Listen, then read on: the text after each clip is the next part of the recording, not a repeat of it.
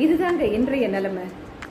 இப்ப இருக்கிற நியூக்ளியர் ஃபேமிலிஸ்ல பிள்ளைகள்லாம் வளர்ந்து முக்கால்வாசி பேர் வெளிநாட்டுக்கு படிக்கிறதுக்கும் மேற்கொண்டு உத்தியோகத்துக்காகவும் அங்க போயிடுறாங்க. அங்கேயே போயிட்டு செட்டிலும் ஆயிடுறாங்க. அப்போ இங்க இருக்கிற ரிட்டையர்ட் பேரண்ட்ஸ் அவங்களுக்கு வந்து ஒன்றும் they can choose to go and settle with their children. இல்லைன்னா அவங்க ஹோம் கண்ட்ரிலேயே அவங்க இருந்துக்கலாம். ஹோம் கண்ட்ரியில இருக்கிறதுக்கும் ரெண்டு ஆப்ஷன் இருக்கு. ஒன்று, அவங்க தன்னுடைய வீடுலேயே கண்டினியூ பண்ணலாம். இல்லைன்னா ஒரு ரிட்டையர்மெண்ட் ஹோம்ல போய் அவங்க வந்து செட்டில் ஆயிடலாம். இப்போ ஓல்ட் ஏஜ் பேரண்ட்ஸ் இப்போ தங்க வீட்லேயே இப்போ இருக்காங்கன்னு வச்சுக்கோங்களேன். அது ஒன்றும் எனக்கு தெரிஞ்சு இங்கேருந்து நம்ம வந்து ஒரு ரிட்டையர்மெண்ட் ஹோமோ இல்லைன்னா ஒரு சீனியர் சிட்டிசன் ஹோம்க்கோ போயிட்டு அங்கே இருக்கிற அந்த சூழ்நிலைக்கு ஏற்ற மாதிரி நம்மளை மாற்றிண்டு அங்கே இருக்கிற மனுஷாலோட புதிய மனிதர்களோட நம்மளுடைய வட்டத்தை நம்ம அட்ஜஸ்ட் பண்ணிட்டு இருக்கிறதுக்கு பதிலாக நாம் இருக்கிற இடத்திலேயே இன்னும் கொஞ்சம் உறவுகளை சேர்த்து கொண்டு கொஞ்சம் அன்பையும் பாசத்தையும் பரிமாறிக்கொண்டு ஏன் சந்தோஷமா இருக்கக்கூடாதுங்கிறது ஒரு கேள்வி. இது ஒரு பக்கமும் நாம யோசிக்க வேண்டியது.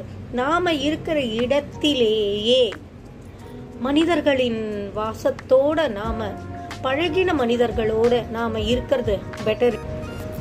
இந்த மாதிரி சீனியர் சிட்டிசன் ஹோம்ஸ்ல வந்து ஒரு பெரிய அட்வான்டேஜ் என்னன்னாக்க, நம்ம வயதுடையவர்களோட ஒரு குரூப்ல இருக்கக்கூடிய வாய்ப்பு மிக அதிகம்.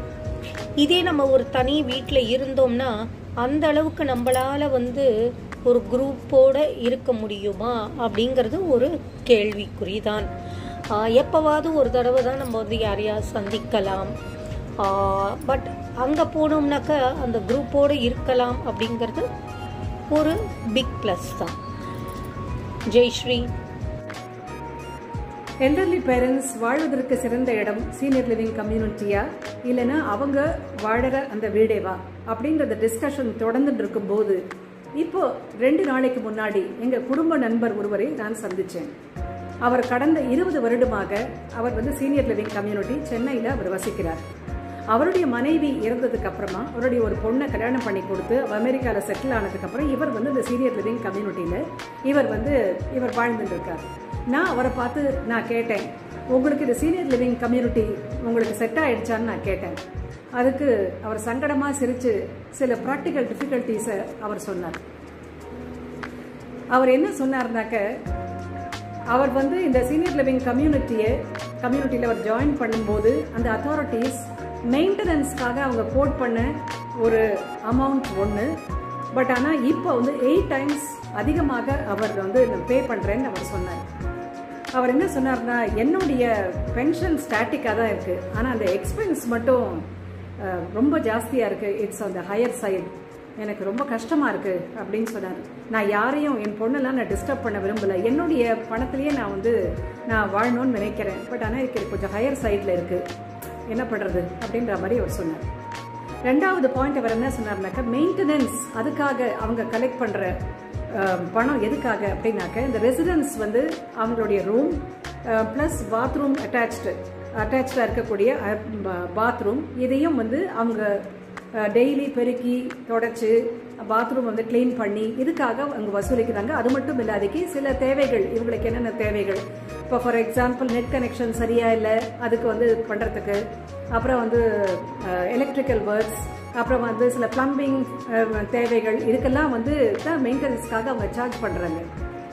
ஆரம்பத்தில் வந்து அவங்க தினம் வந்து அது ரூமை பெருக்கி தொடச்சிட்டு பாத்ரூம் கிளீன் பண்ணிட்டு அப்படி போயிட்டு இருந்தவங்க ஸ்லோவாக அது படிப்படியாக குறைஞ்சி இன்னைக்கு வாரத்தில் 2 நாளைக்கு தான் அதை செய்கிறாங்க. அண்ட் ஆல்சோ இப்போ எதனா ஒரு பிளம்பிங் பிரச்சனை இல்லைனோ எலக்ட்ரிக்கல் ரிப்பேர் எதுனா இருந்ததுனாக்கா அவங்கள கூப்பிட்டாக்க உடனே அவங்க அட்டென்ட் பண்ணுறதில்ல, ரொம்ப டிலே பண்ணுறாங்க, அலட்சியம் பண்ணுற மாதிரி தோன்றுது.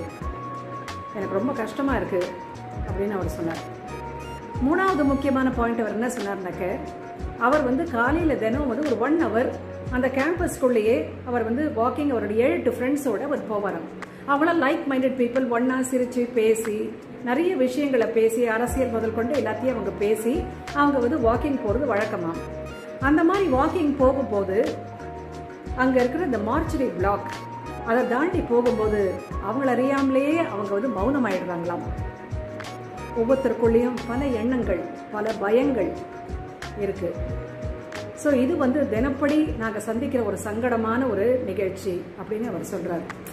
ஆனால் என்ன பண்ணுறது, இதுக்கெல்லாம் அட்ஜஸ்ட் பண்ணிட்டு தான் ஆனோம் அப்படின்ற மாதிரி சலிச்சுக்கிட்டார் அவர். இன்னொரு விஷயம், நம்மள பல பேருக்கு வந்து இந்த பழைய விஷயத்தையே நம்ம திருப்பி திருப்பி பேசுகிற பழக்கம் நமக்கு உண்டு. பாஸ்ட் லைஃப்லேயே நம்ம இருப்போம்.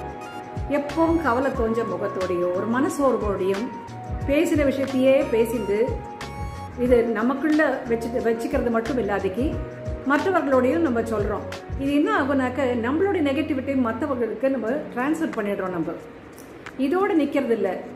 தினம் வந்து எனக்கு வந்து காலையில் எதனா ஹெல்த் இஷ்யூஸ் பற்றி பேசுறது, காலையில் எனக்கு வந்து தலை சுத்தலாக இருக்குது, இல்லைன்னா வந்து எனக்கு வந்து முட்டி வலி இருக்குது, எனக்கு பிபி அதிகமாக இருக்குது, உடம்பு கை கால்லாம் வலி இருக்குது, இந்த மாதிரி நெகட்டிவானது தான் பேசுகிறாங்க. இந்த மாதிரி இப்படி பேசும்போது அந்த நெகட்டிவிட்டி மற்றவங்களுக்கு வருது. ஒருத்தர் 2 பேர் இல்லை, இந்த குரூப்பே அந்த மாதிரி பேசும்போது ஒரு நெகட்டிவான சுச்சுவேஷன் தான் அங்கே உருவாருது. யோசிச்சு பாருங்க, இவ்வளோ செலவழித்து சீனியர் லிவிங் கம்யூனிட்டிக்கு போய் மற்றவங்களுடைய நெகட்டிவிட்டிஸ்லாம் நம்ம தலையில் ஏற்றுட்டு நம்ம எதுக்காக டல்லாக டிப்ரெஸ்டாக நம்ம அந்த மாதிரி அங்கே போய் வாழணும்? தேவையே இல்லை இல்லையா?